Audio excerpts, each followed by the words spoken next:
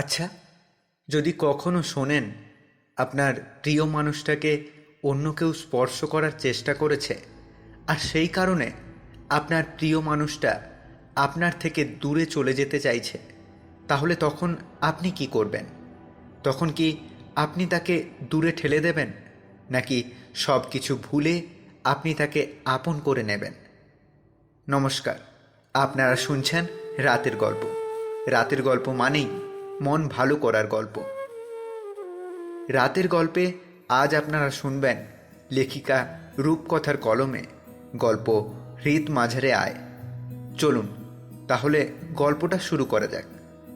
আর হ্যাঁ, আপনারা কি করছেন বলুন তো?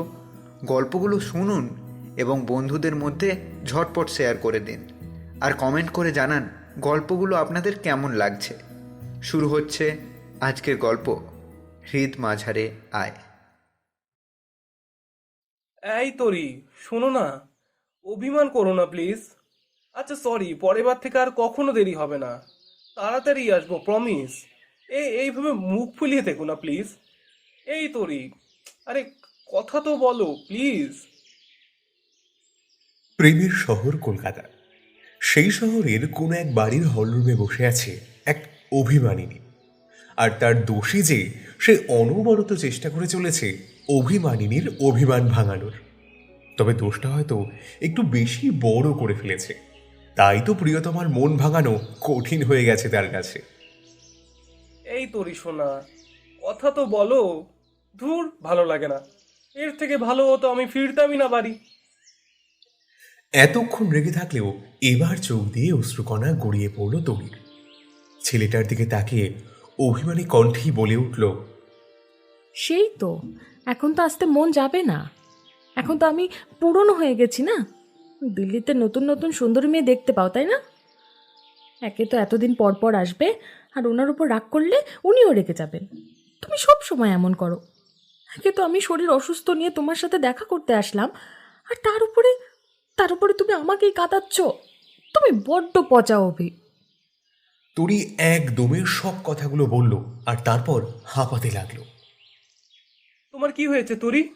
এমন ভাবে হাঁপাচ্ছ কেন? অভি ওর কাছে ছুটে এলো, আর তরির গায়ে হাত দিতেই অবাক হয়ে গেল, আর বলল, তরি, তোমার তোমার তো খুব জ্বর এসেছে। তাও তুমি আমাকে একবারও বলনি। আর এই শরীর নিয়ে তুমি এত দূর এসেছো। তুমি কি কখনো নিজের খেয়াল রাখবে না? এত অগোছালো কেন তুমি তরি? কেবল তুমি গুছিয়ে দেবে বলে আমি অগোছালো হয়ে যাব আবার। তুমি নিয়ম করে শাসন করবে বলে আমি অনিয়ম করব বারবার। অভি রাগ করে বলল, তোমাকে দেখে কে বলবে তুমি একটা আইটি ইঞ্জিনিয়ার? সব সময় মজা, তাই না? পাগলি একটা। বসো এখানে, আমি আসছি। বলেই অভি উঠে গেল, আর ঘরের ভেতর থেকে ওষুধ একটা থালা আর তরির আনা টিফিন বক্সটা নিয়ে এলো। এ কি, তুমি এতগুলো ওষুধ এনেছো কেন? আমি ঠিক আছি, আমি ওষুধ খাবো না, প্লিজ অভি না। ডাক্তারের বউ হলে তো ওষুধ খেতেই হবে সোনা। বলেই অভি টিফিন বক্স থেকে খাবারগুলো থালায় বাড়তে শুরু করলো। তারপর থালাটা নিয়ে তরির দিকে এগিয়ে গিয়ে বলল, নাও, এবার হা করো দেখি। এই না, এই প্লিজ, আমি ওষুধ খাবো না অভি, প্লিজ। হুম, ওসব চলবে না। চুপচাপ হা করো আর খাবারটা খেয়ে নাও। তারপর ওষুধ খাবে। আমি শিওর তুমি বাড়ি থেকে সকালে খেয়ে আসোনি। বলে অভি জোর করে ওকে খাইয়ে দিল। এই খাবার তো আমি তোমার জন্য এনেছিলাম অভি, তুমি আমাকে কেন খাওয়াচ্ছ? একদম কথা হবে না। চুপচাপ খেয়ে নাও, তারপর ওষুধ খেতে হবে। তুমিই তো বললে আমি তোমাকে গুছিয়ে নেব। তাহলে এখন বারণ করছো কেন? তোমাকে শাসন করা, গুছিয়ে রাখা, ইভেন তোমাকে সোহাগে মুড়িয়ে রাখা, সবকিছুতেই শুধু আমার অধিকার। শুধু আমার। অভি শেষের কথাটা বলার সময় চোখ মেরে বলল। ধ্যাত, অসভ্য লোক একটা। তরি লজ্জায় অভির বুকে কিল মারল। এইভাবে লজ্জায় লাল হয়েও না বউ। আমি কিন্তু সাধু পুরুষ না। তোমার এই লজ্জায় রাঙা গাল যথেষ্ট আমার সম্ভ্রম হারানোর জন্যে। অভি তরিকে আরো লজ্জা দেওয়ার জন্য বলল। তরিও লজ্জাতে মিশে গেল অভির বুকে। খাওয়া দাওয়া শেষ করে দুজনেই বাইরের ঝুল বারান্দায় এসে বসলো। তরি অভির বুকে মাথা রেখে বলল, এইভাবে কতদিন চলবে অভি? আমার খুব কষ্ট হয়। এভাবে 6 মাস অন্তর একবার দেখা হয়, তাও আবার 1 থেকে 2 দিনের জন্য। তারপর তুমি আবার দিল্লি ফিরে যাও, আর আমি পড়ে থাকি একা এই কলকাতাতেই। তোমাকে ছেড়ে থাকতে আমার ভালো লাগে না অভি, খুব কষ্ট হয়। কষ্ট আমারও হয় তোরই, কিন্তু কাজের ক্ষেত্রে আমি নিরুপায়। তবে বেশি দিন আর কষ্ট করতে হবে না। ভাবছি বাড়িতে জানিয়ে দেবো আমাদের কথাটা। এই, তোমার মনে আছে কলেজের সেই দিনগুলো? অবশ্যই মনে আছে। সেই দিনগুলো কি এত সহজে ভোলা যায়? তখন তো তুমি সব সময় আমার কাছে থাকতে। প্রায় 8 বছর হতে চলল আমাদের সম্পর্কের। তরির কথা শুনে অভি চোখ বন্ধ করে নিল, আর একে অপরকে জড়িয়ে ধরে দুজন নিজেদের ফেলে আসা দিনগুলো নিয়ে ভাবতে লাগলো। সূর্যটা ধীরে ধীরে পশ্চিমে হেলতে লাগলো, আর দুজন কোনো কথা না বলেই একে অপরকে অনুভব করে চলেছে। তরি অভির দিকে একবার তাকালো, আর মনে মনে ভাবতে থাকলো, সময়টা যদি এখানেই থেমে যেত তাহলে ভালো হতো। অভিকে ওর থেকে আর দূরে চলে যেতে হতো না। তরি পুরো দিন, পুরো সপ্তাহ, পুরো মাস, পুরো বছর, বছরের পর বছর এইভাবেই অভিকে দেখেই কাটিয়ে দিতে পারত। এসব ভাবার পর তরি আবার অভির বুকে মাথা রাখল। এক পরম প্রশান্তি ওর মনকে ঘিরে রেখেছে। অভির বুকে মাথা রেখে তরি যে কখন ঘুমিয়ে গেছে নিজেও বুঝতে পারল না। তোরি, এই তোরি, চলো বাড়ি যেতে হবে তো, অনেক দেরি হয়ে গেছে। অভির ডাকে তরির ঘুম ভাঙল, আর ঘুমন্ত কণ্ঠে তরি বলল, আর একটু থাকে প্লিজ। না, তোমার শরীর ভালো নেই, তুমি এক্ষুনি যাবে। বাড়ি যাওয়ার কথা শুনে তরির মন খারাপ হয়ে গেল। এই পাগলি, মন খারাপ করো না। আজ বাড়ি যাও, কালকে দুজনে ঘুরতে যাব, কেমন? আর বাড়ি গিয়ে রেস্ট নেবে, ফোন দেখবে না। আমিও আজ রাত্রে তোমাকে ফোন করব না। তুমি ওষুধ খেয়ে ঘুমিয়ে পড়বে, কেমন? আচ্ছা ঠিক আছে, তবে প্রমিস করো কাল সত্যি ঘুরতে নিয়ে যাবে। সত্যি যাবো রে পাগলি। অভি হেসে বলল।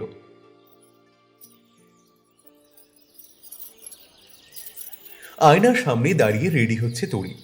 নীল রঙের শাড়ি, হাত ভর্তি নীল চুড়ি, চোখে কাজল, ঠোঁটে হালকা গোলাপি লিপস্টিক, আর কপালে ছোট্ট একটা টিপ।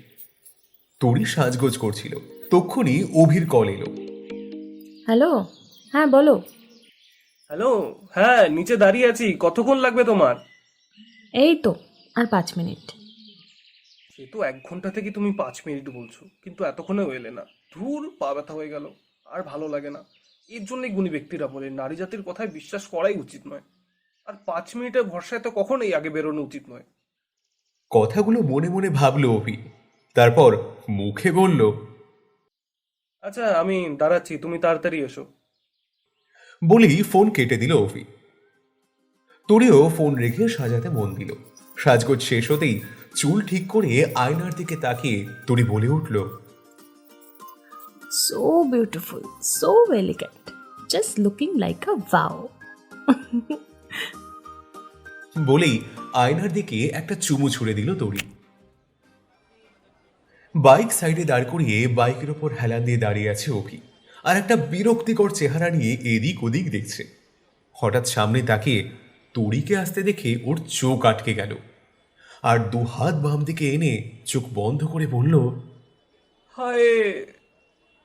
ওর হাবভাব দেখে তরি হাসতে লাগলো, আর ওর কাছে এসে বলল, এই যে ডাক্তারবাবু, এখন আর আপনি সেই 21 বছর বয়সী অভিক-সেন নন, আপনি 28 বছর বয়সী ডাক্তার অভিক-সেন।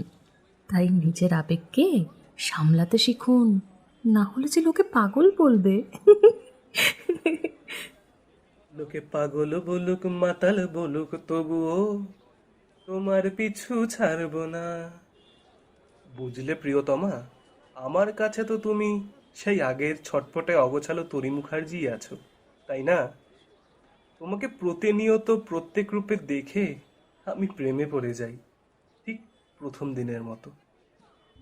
আচ্ছা, অনেক হয়েছে, এবার চলো যাওয়া যাক তাহলে।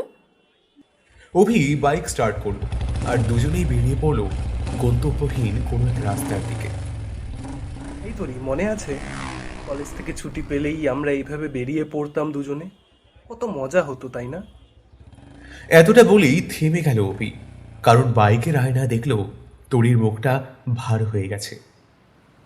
কষ্ট সেই একটাই, এখন আর আগের মতো ওদের দেখা হয় না। সত্যি সেই সময়টা খুব সুন্দর ছিল। কলেজে এসে প্রত্যেক দিন তোমার সাথে দেখা হতো, একসাথে বসতাম, কত আড্ডা মজা খুনসুটি ছিল তখন। সুযোগ পেলেই দুজনে বেরিয়ে যেতাম। আর এখন ভালোবাসা আগের থেকে দ্বিগুণ আছে, তবে তবে দূরত্ব অনেকটা বেড়ে গেছে। লং ডিস্টেন্স রিলেশনশিপ তো কখনো চাইনি আমি, তবুও আমরা কাছে থেকেও কত দূরে। তরি দীর্ঘশ্বাস ফেলে বলল। তরির কথায় অভি কোনো উত্তর দিল না, চুপচাপ গাড়ি নিয়ে এগিয়ে যেতে থাকলো সামনের দিকে। অভির এমন ব্যবহারে তরির মনটা আরও খারাপ হয়ে গেল, তাই তরি চুপচাপ অভির পিঠে হেলান দিয়ে চোখ বন্ধ করে চোখের জল আটকানোর বৃথা চেষ্টা করতে থাকলো। প্রায় 10 মিনিট পর বাইক থামতেই তরি পিঠ থেকে মাথা তুলে সামনে তাকালো, আর ওর মন খারাপ নিমেষে হাওয়া হয়ে গেল, আর মুখে ফুটে উঠল এক চিলতে হাসি। কি ম্যাডাম, বসে বসে দেখবেন নাকি নিচে নামবেন? তরি বাইক থেকে নামতেই অভি বাইক সাইড করলো, তারপর দুজনেই সামনের চায়ের দোকানে চলে গেল। তরি গিয়ে একটা বেঞ্চে বসলো, আর অভি চায়ের অর্ডার দেওয়ার জন্য উঠে গেল। তরি একভাবেই অভির দিকেই তাকিয়ে আছে। ছেলেটা ঠিক ওর কষ্টের কথা বুঝে যায়, আর ওর মন ভালো করার জন্য ঠিক ওর পছন্দের জিনিসগুলো এনে দেয়। অভি দুজনের জন্যই চা নিয়ে এলো। তরি 1 কাপ চা উঠিয়ে চুমুক দিল, আর আবেশে চোখ বুজে ফেলল। চা খাওয়া শেষ করে দুজনে আবার উঠে পড়ল, আর বাইকের কাছে চলে গেল। 1 মিনিট তরি, তুমি এখানে দাঁড়াও, আমি আসছি। বলে অভি সামনে একটা ফুলের দোকানে চলে গেল। তরি আনমনেই দাঁড়িয়েছিল। হঠাৎ জোরে একটা শব্দ হতেই সামনে তাকিয়ে দেখলো একটা ট্রাক আঁকাবাঁকাভাবে এগিয়ে আছে, আর অপর দিক থেকে অভি ওর দিকে তাকিয়ে হাসি মুখে এগিয়ে আছে। তরি দৌড় দিল সামনের দিকে, আর ঠিক তখনই গাড়িটা ওর সামনে থেকে সোজা চলে গেল। আর তরি ওখানে চোখ বন্ধ করে বসে পড়লো আর চিৎকার করে উঠল। অভি! তরির চিৎকার শুনে অনেক লোক ওর কাছে ছুটে এসেছে, সাথে অভিও ছুটতে তরির কাছে চলে এলো। তরি, কি হয়েছে? এই তো আমি এখানে। আমার আমার জন্য তুমিও হারিয়ে গেলে অভি, যেমন ভাবে দিদিয়া হারিয়ে গিয়েছিল। আমি আমি সত্যি অপয়া অভি। না না, আমি অভিকে মারিনি, আমি আমি অভিকে মারিনি। তরি কানে হাত রেখে চিৎকার করে বলে উঠল। ওর কথা শুনে অভি ওকে ঝাঁকিয়ে বলল, এই তরি, কি হয়েছে? এই তো আমি ঠিক আছি, দেখো। এই তরি, তাকাও আমার দিকে। অভির গলা পেয়ে তরি চোখ খুলল, আর সামনে অভিকে দেখতে পেয়ে জাপটে জড়িয়ে ধরে কাঁদতে লাগলো। অভি ওকে সামনের বেঞ্চে বসে জল আনলো, আর তরিকে খাইয়ে দিল। তারপর বলল, তরি, তাকাও আমার দিকে, তাকাও। তুমি মোটেও অপয়া নও, তুমি খুব লক্ষ্মী একটা মেয়ে। আর সেদিন দিদি আর অ্যাক্সিডেন্ট তোমার জন্য হয়নি, ওটা শুধুমাত্র একটা দুর্ঘটনা ছিল। তোমার দোষ নেই। দেখো, আমি সম্পূর্ণ সুস্থ। দেখো আমার দিকে, আমার কিছু হয়নি, দেখো। অভির কথা শুনে তরি ওর দিকে তাকালো, আর অভিকে জড়িয়ে ধরল। অভি ওর চোখের জল মুছে ধাতস্থ করলো, তারপর বাইক নিয়ে দুজনেই বেরিয়ে পড়লো বাড়ির উদ্দেশ্যে। সেদিনের পর কেটে গেছে মাঝে আরও 2 দিন। তরি আর অভি আজকে আবার একসাথে ঘুরতে এসেছে নিকো পার্কে। দুজনেই পার্কের ভেতরে এলো, আর একটা ফাঁকা জায়গায় গিয়ে ঘাসের উপর বসে পড়লো দুজনে। ওরা দুজন কথা বলছিল, তক্ষুনি তরির চোখের সামনে একদল ছেলে মেয়ের দিকে এগিয়ে গেল। একটা ছেলের হাতে ফুল দিয়ে তার কয়েকজন বন্ধু ওকে ঠেলতে লাগলো সামনে থাকা মেয়েটার দিকে। আর ছেলেটা কাঁপতে কাঁপতে এগিয়ে গেল। এটা দেখে তরি অভিকে ডেকে দেখালো আর বলল, কিছু মনে পড়ছে? মনে আছে তুমিও যখন আমাকে প্রপোজ করতে এসেছিলে তখন এইভাবেই কাঁপছিলে আর আর কিছু উল্টোপাল্টা বলছিলে। এতটা বলেই তরি হেসে উঠল। খুব হাসি পাচ্ছে তাই না? তরি হ্যাঁ মাথা নাড়তেই অভি আবারও বলল, তুমি তখন যা ডেঞ্জারাস মেয়ে ছিলে বাবা। সেই যে ছেলেটা তোমাকে প্রপোজ করেছিল, তাকে তুমি যেভাবে মেরেছিলে, ওর অবস্থা দেখে তো আমার হয়েই গেছিল। কিন্তু তোমার প্রতি আমার ভালোবাসাও প্রতিনিয়ত বেড়ে চলছিল। না বলেও থাকতে পারছিলাম না, আবার বলার মতো সাহসও ছিল না। তুমি যা গুন্ডা ছিলে, উফ। এই, তুমি আমাকে গুন্ডা বললে? তরি ছদ্ম রাগ দেখিয়ে বলল। শুধু কি গুন্ডা বললাম, ভালোবাসি সেটাও তো বললাম। তরি নাক ফুলিয়ে বলল, দূর, তোর সাথে কথাই বলবো না, চলে গেলাম আমি। আমি তো গুন্ডা, একটা ভালো দেখে মেয়ে খুঁজে বিয়ে করে নিস। তরি রাগ করে বেঞ্চ থেকে ওঠার আগেই অভি ওর কোলের ওপর শুয়ে পড়ল আর বলল, এই, হব হব না হওয়া মিষ্টি বউ, সবসময় রাগ করতে নেই। না হলে কিন্তু সত্যি সত্যি একটা শান্ত মেয়ে দেখে বিয়ে করে নেব। সে কিন্তু সবসময় আমার সেবা করবে। তবে রে, অন্য কাউকে বিয়ে করবে? এত বড় সাহস! তোমাকে তো আমি মেরেই ফেলবো। বলেই তরি অভিকে এলো পাথারে কিল মারতে শুরু করলো। অভি চিৎকার করে উঠল। আহ! তরি মারা থামিয়ে বলে উঠল, এই, এই, কি হলো? তোমার কোথায় লাগলো? এইখানে একটা মেয়ের কানের কাছে তিল দেখে আমার হার্টবিট মিস করেছে, তাই ব্যথা করছে।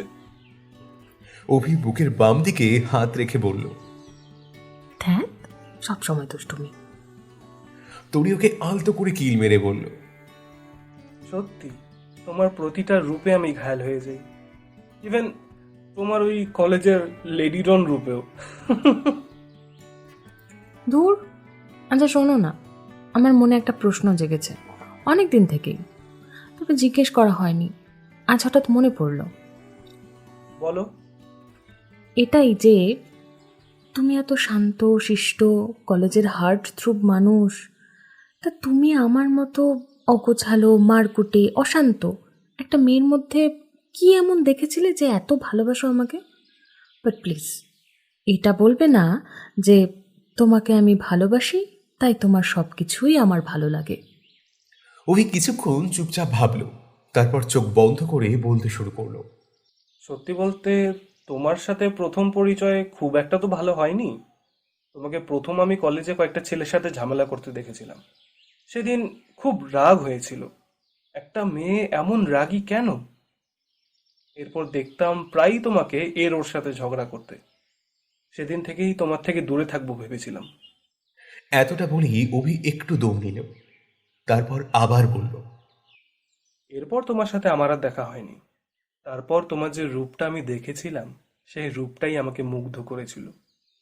যেদিন তোমাকে অন্যায়ের বিরুদ্ধে রুখে দাঁড়াতে দেখেছিলাম, তোমার স্পষ্টবাদী রূপ আমাকে ঘায়েল করেছিল। তারপর আমি অনেক খোঁজ করে তোমার নাম জানতে পারি। তারপর থেকেই তোমার পিছু পিছু ঘুরতে শুরু করলাম। আর তারপর একদিন সাহস করে বলেই দিলাম মনের কথা। যদি সংক্ষেপে জানতে চাও তাহলে বলবো, তোমার পবিত্র হৃদয়, তোমার স্পষ্ট কথাবার্তা, আর সব থেকে যেটা ভালো লেগেছিল সেটা হচ্ছে তুমি একদম পিওর হার্টেড। বলতে বলতে অভি আবারও একটু থামল, তারপর আবার বলতে শুরু করলো। যখন তুমি আমাকে একসেপ্ট করেছিলে, তারপর তো তোমাকে আরো ভালোভাবে জানার সুযোগ পেয়েছিলাম। তোমাকে যত বেশি জানলাম তত তোমার প্রতি আমার ভালোবাসা বাড়তে থাকলো। কিন্তু যখন ছোট্ট একটা ভুল বোঝাবুঝির কারণে আমার থেকে তুমি দূরে চলে গিয়েছিলে, তখন আমার খুব কষ্ট হয়েছিল। তখন মনে হয়েছিল আমি জীবনে গুরুত্বপূর্ণ কিছু হারিয়ে ফেলেছি। তখন আমি বুঝতে পারি আমি কি হারিয়ে ফেলেছিলাম। যখন তোমার রাগ কমিয়ে আবারও প্রপোজ করেছিলাম, তখনই মনে মনে কথা দিয়েছিলাম তোমাকে কখনো কষ্ট দেব না। জানি না কতটা রাখতে পেরেছি, তবে আমি তোমাকে সত্যি খুব ভালোবাসি। এতটা বলেই অভি থেমে গেল। ওর গলাটা ধরে এসেছে, সাথে চোখ থেকে জল পড়তে লাগলো। তরি ওর কপালে চুমু খেলো, তারপর বলল, আমিও তোমাকে বড্ড ভালোবাসি। তবে ডাক্তারবাবু, অন্য সবাইকে পেটালেও তোমার প্রতি আমার আর সফট ফিলিংটা প্রথম থেকেই ছিল। তুমি আমাকে ভালোবাসার আগে থেকে আমি তোমাকে ভালোবাসি। তবে তোমার প্রপোজটা একদম ইউনিক ছিল। মিস মিস তরি, আমি আমি আপনাকে খুব ভালোবাসি। তবে কখনো বলার সাহস হয়নি। তবে তবে আপনাকে হারিয়ে ফেলার ভয়ে আজ বলেই দিলাম। পছন্দ হলে একসেপ্ট করবেন, আর পছন্দ না হলে না করবেন। তবে প্লিজ প্লিজ আমাকে মারবেন না।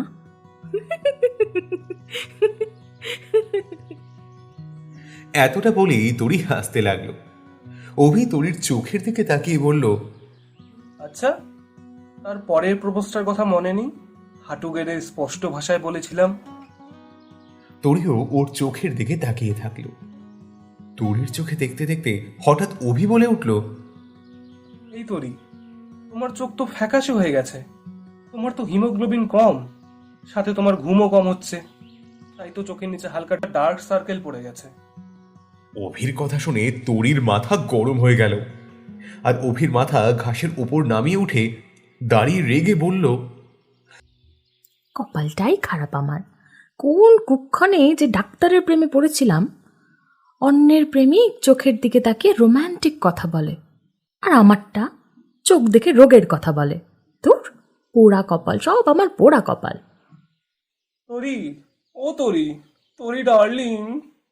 বলেই অভির রাগে গজগজ করে বেরিয়ে যাওয়া তরির পেছনে দৌড় দিল। আজ অভি দিল্লি চলে যাবে, এই নিয়ে তরির খুব মন খারাপ। তবে সুখবর হলো দুজনের বাড়ির থেকে ওদের বিয়ে ঠিক করে ফেলেছে। 2 মাস পরেই ওদের বিয়ে। সব মিলিয়ে তরির মিশ্র অনুভূতি হচ্ছে। বিকেল 5টার সময় দুজনে স্টেশন পৌঁছালো। প্ল্যাটফর্মে ট্রেন দাঁড়িয়ে আছে। অভির টিকিট কনফার্ম করে ট্রেনের কাছে ফিরে এলো।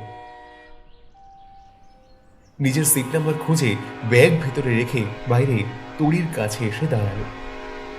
সো মিস তরি চ্যাটার্জি, আপনি কি তৈরি 2 মাস পর মিসেস তরি অভিক সেন হওয়ার জন্য?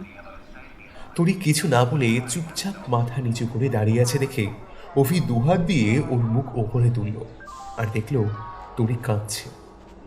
বুড়ো আঙুল দিয়ে চোখের জল মুছিয়ে দিয়ে বলল, এই, তুমি কাঁদছো কেন বলো তো?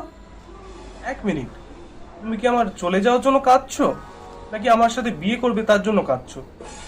যদিও বিয়ের পর তো আমাকেই রোজ কাঁদতে হবে। তুমি না বড্ড অসভ্য লোক, জানো তো। আমি কাঁদছি আর তুমি ফাজলামি করছো। বুঝতে পারছো না আমার কষ্ট হচ্ছে? তরি ভাঙা গলায় বলল, দূর পাগলি, কেঁদো না। এই তো কটা দিন, তারপর আমি ফিরে আসবো আর তোমাকে ব্যান্ড বাজিয়ে নিয়ে আসবো, আর গান করবো, জনম দেখে লো মিট গই दूरियां, मैं यहाँ हूँ यहाँ हूँ यहाँ हूँ यहाँ। অভি 2 হাত ছড়িয়ে দিয়ে এসারকে পোজ দিয়ে বলল। ওর কাণ্ড দেখে তরি হেসে ফেলল, আর ওর কাছে গিয়ে জড়িয়ে ধরে ওর চুলগুলো এলোমেলো করে দিয়ে বলল, পাগল একটা। শুধু তো তোমার জন্যই পাগল আমি তরি, আর এই পাগলের সাথেই এখন সারা জীবন ঘর করতে হবে তোমায়। অভিও ওকে জড়িয়ে ধরে বলল, আচ্ছা শোনো, সাবধানে যাবে, সময় মতো কল করবে, খাওয়া দাওয়া ঠিকভাবে করবে, সাবধানে থাকবে, আর তাড়াতাড়ি ফিরে এসে আমাকে নিয়ে যাবে।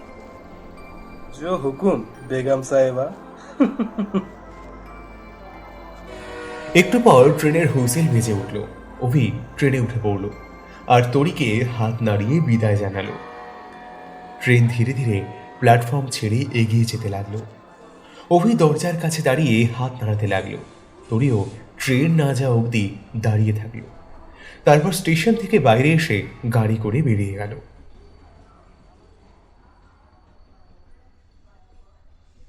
সময় বহিয়া চলে আপন ছন্দে। অভি যাওয়ার পর কেটে গেছে 1 মাস। দুই বাড়িতেই কাজের খুব চাপ, বিয়ের তোড়জোড় চলছে জাঁকিয়ে। আজ দুই পরিবার একসাথে শপিং করতে এসেছে, সাথে তরিও এসেছে। অভি এখনো আসতে পারেনি, ওর টিকিট পরের সপ্তাহে রয়েছে। সবাই মিলে তরির জন্য শাড়ি দেখছিল, আর তরি সব কিছু বাদ দিয়ে অভির সাথে কথা বলতে ব্যস্ত। তরিমা, এদিকে শোন তো বাবু একটু। অভির মা বললেন। তরি অভিকে কলে থাকতে বলে বাড়ির সবার কাছে গিয়ে বলল, বলুন আন্টি। কোন শাড়িটা ভালো লাগছে দেখতে বলছিলাম। সবগুলো তো সুন্দর আন্টি, যেটা আপনাদের পছন্দ হয় নিয়ে নিন। তা বললে হয়? তোমার পছন্দেরও তো গুরুত্ব আছে, তাই না? এই শাড়িগুলোর মধ্যে তোর যেটা ভালো লাগবে আমরা সেটাই নেব। তাড়াতাড়ি বল, এখনো অনেক কেনাকাটা বাকি আছে। বললেন তরির মা। আমি তাহলে অভিকেই জিজ্ঞেস করি। ওরে বাবা, মেয়ের কথা শোনো। এখন থেকেই তো মেয়ে বর ছাড়া চলছে না, পরে কি হবে গো? তরির এক পিসি হেসে বলল। বাকিরাও হাসতে শুরু করলো। সবাইকে হাসতে দেখে তরি লজ্জা পেয়ে গেল। সেটাই ভালো হবে মা, তুমি বরং অভিকেই কল করো। বললেন অভির বাবা। অভি কলেই ছিল, সব কথা শুনে নিজেই ভিডিও কল করলো। কেনাকাটার তোড়জোড়ের মধ্যে দিয়েই কেটে গেল আরও কয়েক সপ্তাহ। বিয়ের বাকি আর মাত্র 2 সপ্তাহ। অভিও বাড়ি ফিরেছে কয়েকদিন হলো। বিকেলবেলা গঙ্গার পাড়ে দাঁড়িয়ে আছে তরি। সুন্দর চেহারাটা অনেকটাই শুকিয়ে গেছে, চোখের নিচে কালি পড়েছে, শরীর অনেকটা ভেঙে গেছে। প্রাণোচ্ছল সেই ভাবটা যেন কোথাও হারিয়ে গেছে। সামনের দিকে তাকিয়ে ভেবে চলেছে সে অনেক কিছু। অভি যে কখন এসেছে সেটা খেয়াল করেনি তরি। অভি এসেই ওকে পেছন থেকে জড়িয়ে ধরল। অভির স্পর্শ পেয়ে যেন আঁতকে উঠল তরি, আর শটান পেছনে ফিরে অভিকে দেখে স্বস্তির নিঃশ্বাস ফেলল। জরুরি তলব কেন ম্যাডাম? আর তো 2 সপ্তাহ পর বিয়ে। আমাকে খুব মিস করছিলে বুঝি? আমি বিয়েটা করতে পারবো না অভি। অভি ভাবলো হয়তো তরি মজা করছে, তাই হেসে বলল, সত্যি বিয়ে করবে না? বাবা, তাহলে তো বেঁচেই গেলাম আমি। অভি, আমি মজা করছি না, আমি সিরিয়াসলি বলছি। বিয়েটা হচ্ছে না আমাদের। আমি তোমায় বিয়ে করতে পারবো না। তুমি রাগ করেছো তাই না? সেজন্য এমন কথা বলছো। সরি তরি, আমি যদি কোনো ভুল করে থাকি তাহলে সরি। তুমি কেন সরি বলছো? সরি তো আমার বলার কথা। অভি, আমার সাথে বিয়ে হলে তুমি কখনো বাবা হতে পারবে না। অভি অবাক হয়ে জিজ্ঞেস করলো, এসব তুমি কি বলছো তরি? ঠিক বলছে অভি, আমার শরীরে সমস্যা আছে, আমি কখনো মা হতে পারবো না। আমি ডাক্তার দেখিয়েছি, এর কোনো চিকিৎসা নেই। তাই আমি চাই তুমি অন্য কাউকে বিয়ে করে নাও। আমি আমি চাই না আমার সমস্যার জন্য তুমি সারা জীবন সাফার করো। আমি তুমি আলাদা কোথায়? সাফার করতে হলে দুজনে একসাথে করব। আমরা তো কথা দিয়েছিলাম একে অপরের সাথে থাকবো, পাশে থাকবো। তাহলে আর তুমি মা হতে পারবে না এর মানে তো এটা নয় যে আমরা বাবা মা হতে পারবো না। আমরা অ্যাডাপ্ট করে নেব, কোনো সমস্যা হবে না তরি। অভি ওর হাত ধরে বলল, সরি অভি, এটা হয় না। তোমার পরিবার, সমাজ কেউই একটা অনাথ বাচ্চাকে মেনে নেবে না। আমি চাই না ভবিষ্যতে তোমার চোখে আমার জন্যে ঘৃণা দেখতে। আমি তোমাকে ভালোবাসি, তাই তোমার সুখের জন্য আমি সব করতে পারি, তোমাকে ছাড়তেও পারি। আমি বিয়েটা করতে পারবো না। ভালো থেকো। তরি বহু কষ্টে কথাগুলো বলে ওখান থেকে চলে এলো। তারপর গাড়ি করে বেরিয়ে গেল। বেচারা অভি ওখানেই দাঁড়িয়ে থাকলো। ওর চোখ দিয়ে অবিরাম নোনা জল গড়িয়ে পড়ছে। নিজের ভালোবাসার মানুষটার এমন সিদ্ধান্ত ওর মনকে ক্ষতবিক্ষত করে দিচ্ছে। এতক্ষণ নিজেকে শক্ত করে রাখলেও গাড়িতে বসেই কান্না শুরু করে দেয় তরি। সরি সরি অভি, আমি আমি তোমাকে মিথ্যে বলতে বাধ্য হলাম। কিন্তু কিন্তু তোমার তরি যে অপবিত্র হয়ে গেছে অভি। ওই নোংরা লোকটা আমাকে আমাকে অপবিত্র করে দিয়েছে। আর আর আমি চাই না তোমার পবিত্র ভালোবাসাকে কলঙ্কিত করতে। তুমি তুমি ভালো থেকো। তরি মনে মনে বলল। তরি বাড়ি এসে সোজা ওর মায়ের কাছে গিয়েও একই কথা বলে। তারপর ওর মাকে জড়িয়ে ধরে কান্না শুরু করে দেয়। ওর মা ওকে শান্ত করে কোলে শুইয়ে জিজ্ঞেস করলো, তুই তো অভিকে ভালোবাসিস, তাহলে শেষ মুহূর্তে এসে না করলি কেন? আর মিথ্যে বললি কেন যে তুই মা হতে পারবি না? মায়ের কথায় আরো জোরে কেঁদে উঠল তরি। মাকে জড়িয়ে ধরে বলল,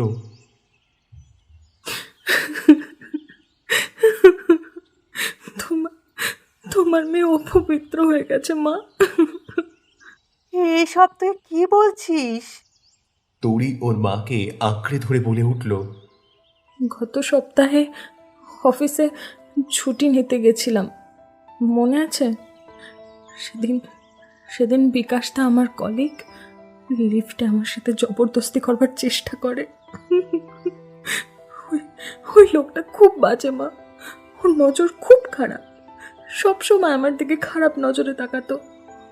আমি আমি সবসময় এড়িয়ে চলতাম, কিন্তু কিন্তু সেদিন একবার তুমিই বলো মা, আমাকে কি অভি মেনে নেবে?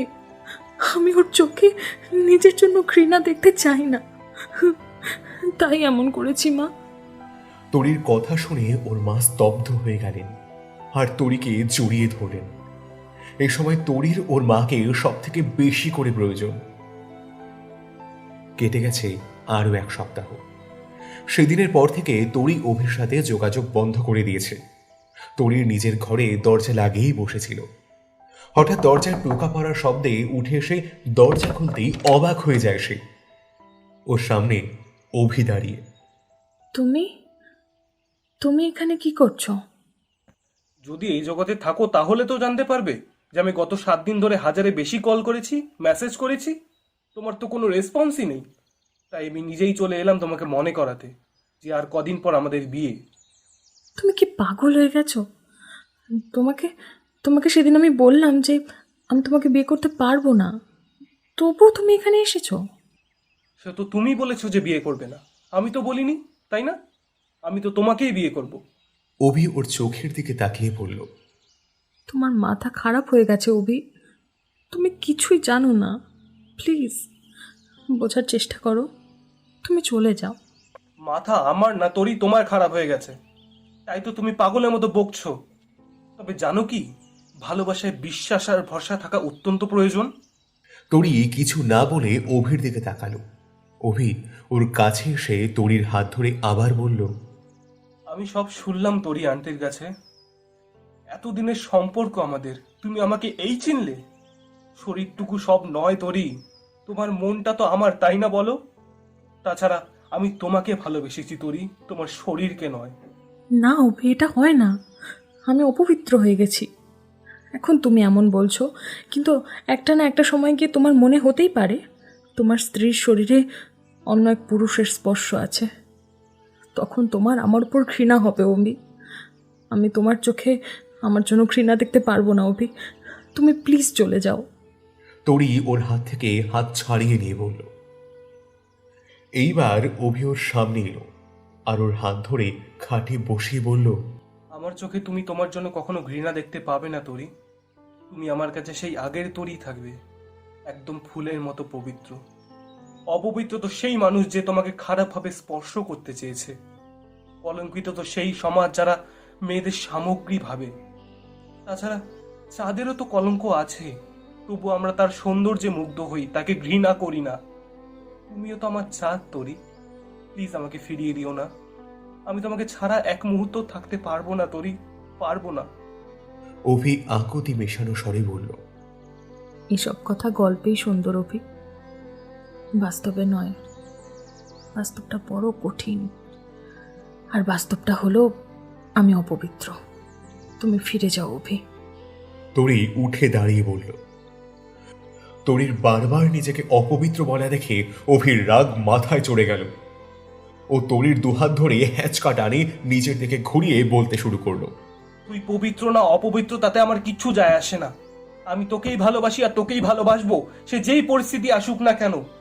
তুই আমার আর আমারই থাকবি, তোর ইচ্ছে থাক বা না থাক আমি তোকেই বিয়ে করব। এত অবুঝ কেন তুই পাগলি? তুই বুঝিস না তোকে ছাড়া আমি শূন্য? অন্য কাউকে চায় না এমন, শুধু তোকেই চায়। দূরত্ব না বাড়িয়ে প্রিয়, হৃদ মাঝারে আয়। শান্তশিষ্ট অভিকে রেগে যেতে দেখে তরি ভয়ে চুপসে গেল, কিন্তু মনের মধ্যে এতক্ষণ যে সংকট ছিল সেটা গায়েব হয়ে গেল। তরি আর অভি একে অপরকে জড়িয়ে ধরল। তোরি, বলো। তোমার যদি এখনো মনে হয় তুমি পবিত্র না, তাহলে আমার কাছে একটা উপায় আছে। কি? তরি ওর দিকে তাকিয়ে জিজ্ঞেস করল। তরির প্রশ্নের উত্তর না দিয়েই অভি তরির ঠোঁটে একটা লম্বা চুমু এঁকে দিয়ে বলল, নাও, তোমার শরীর থেকে সমস্ত কলঙ্ক আমি আমার মধ্যে শুষে নিলাম। এবার তুমি কলঙ্ক মুক্ত। এখন কি তুমি এই কলঙ্কিত ছেলেটাকে বিয়ে করবে? তরির চোখে জল এলো। তরি ওপর নিচে মাথা নাড়িয়ে হ্যাঁ বলল, আর অভিকে জড়িয়ে ধরল। বর এসেছে, বর এসেছে। তরি রেডি হচ্ছিল, সেই ঘরে এক দল মেয়ে এসে বলল।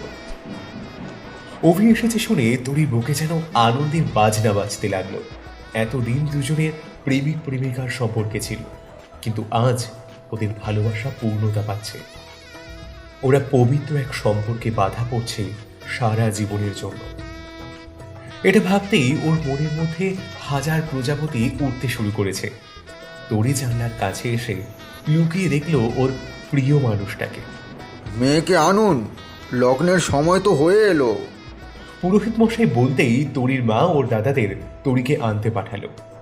একে একে শুভদৃষ্টি মালাবদল হওয়ার পর পবিত্র অগ্নিকুণ্ডকে সাক্ষী রেখে দুজনে 7 জন্ম একসাথে থাকার কথা দিল। এরপরে এলো সব থেকে সুন্দর মুহূর্ত, সিঁদুর দানের সময়। তরি আর অভি পাশাপাশি বসে আছে, আর পুরোহিত মশাই মন্ত্র পড়ছেন। দেখলে তো, ফাইনালি সব বাধা পেরিয়ে তোমাকে আমার করেই নিলাম। ফাইনালি এবার তুমি আমার বউ। অভিনন্দন মিসেস তরি অভিক সেন। এবার আর কেউ আমাদের আলাদা করতে পারবে না। অভি তরির কানে কানে বলল। অভির কথা শুনে তরি লজ্জায় রাঙা মুখটা নামিয়ে নিল। এইবার বর কনের সিঁথিতে সিঁদুর পরাবে। পুরোহিত মশাই আবার বলতেই অভি অন্যদিকে তাকিয়ে তরির সিঁথি রাঙিয়ে দিল নিজের নামের সিঁদুর দিয়ে।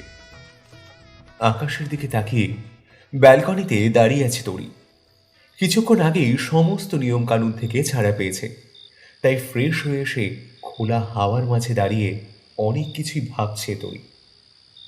ওর ভাবনায় ছেদ পড়ল যখন দুটো হাত পেছন থেকে ওকে জড়িয়ে ধরল। তরি জানে এই হাতের মালিক কে, তাই ও স্বাচ্ছন্দ্যের সঙ্গে মিশে গেল অভির বুকে। এই জায়গাটাই তরির জন্য সুরক্ষিত আর পরম শান্তির জায়গা।